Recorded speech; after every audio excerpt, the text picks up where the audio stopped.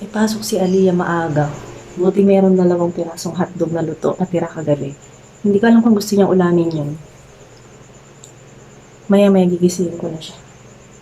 Kasi 5:30 ginigising ko siya. Tapos meron din tayong kanin. Yun lang, yung tosino. Kasi favorite niya rin yung tosino, hindi naluto.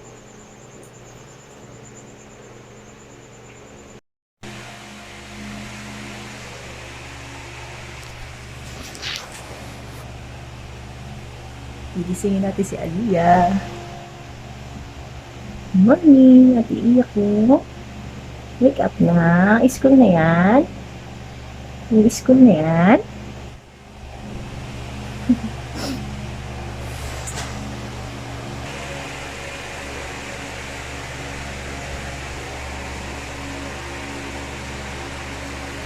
Gising na.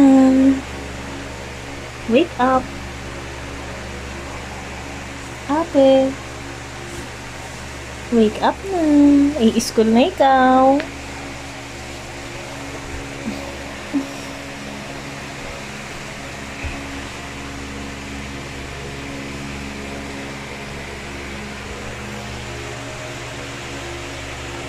Ayaw gumising, natulog ulit.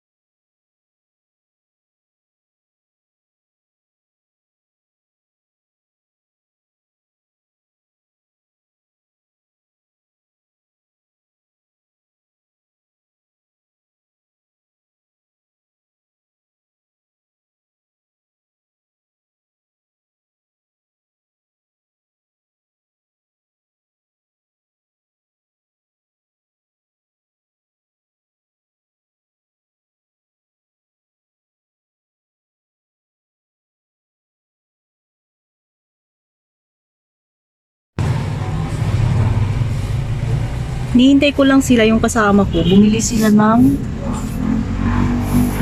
ng gasol na kasi nawalan kami 'di ba kanina ng gasol.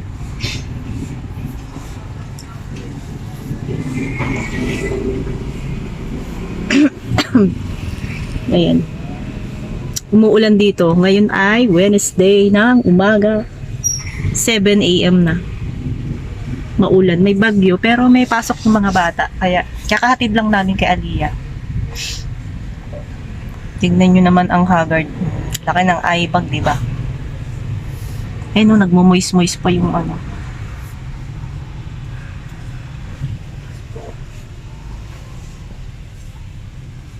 Tagal nila eh. Mag-isa ko lang dito naghihintay. Mahirap kasi mag-park doon, kaya dito na kami papasok ng nag-park sa papasok na to ng Sulana. Pag dire-diretso na lang to. Bagay, hindi nyo nakikita mga 14. So, yun, mamaya na lang uli. Ay, bumili din pala kami ng mga teka, ipakita ko sa inyo. Ayan, manok. Dito ko na ipakita. Ayan, dyan na pala.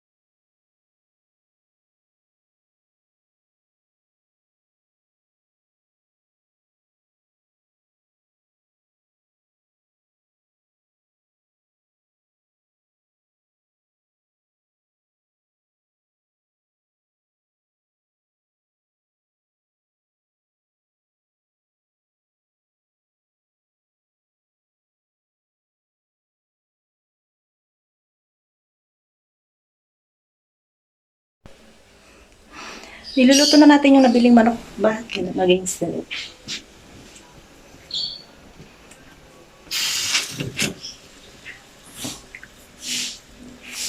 Ayan, yung manok na binili natin kanina sa labas.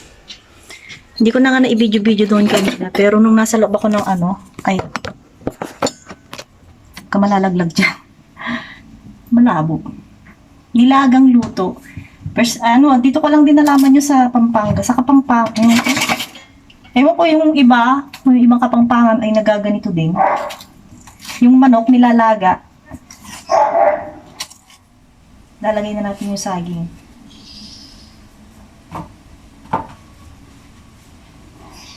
Wait lang ha. Wait lang. Ang mahal ng ang mahal ng gulay.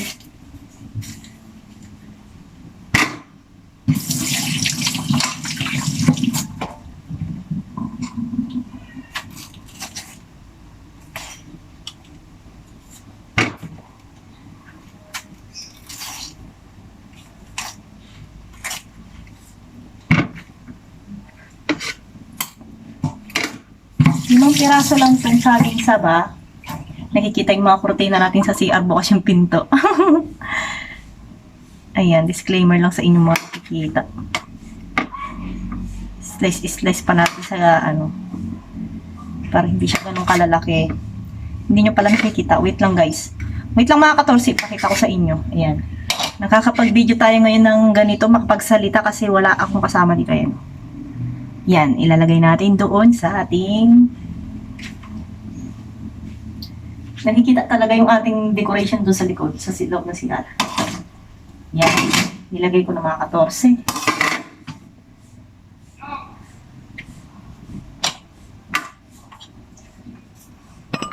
Tapos, meron tayong kunting beans dito. Kunti lang naman. Pang lang natin sa nilaga. Ayan. Ilang araw tayo, 5 araw na tayong walang upload against the light. Grabe yung ko, puyat ko. Grabe yung eyebag ko. Tatanggalan natin ng dulo ko. Yung pinakadulo niya sa Ilang araw na tayong walang upload sa YouTube natin. 5 days na. Kahit sa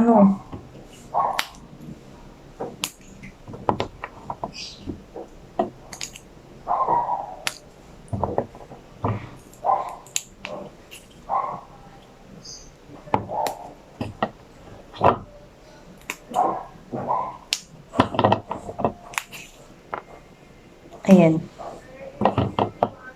Comment down below kayo dyan mga 14 kung nagluluto rin kayo ng nilagang manok ba? Ano ba yun? Nilaga, as in nilaga talaga siya. Alam mo parang yung sa baboy, gano'n. Nilaga, gano'n. Gano'n yung style ng luto.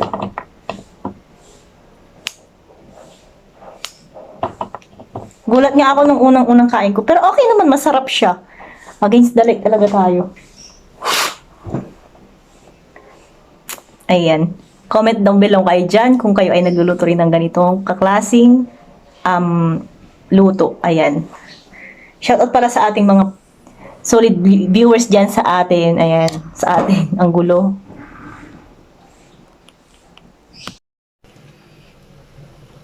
Ayan na mga ka-torse, yung ating nilagang chicken. O, di ba?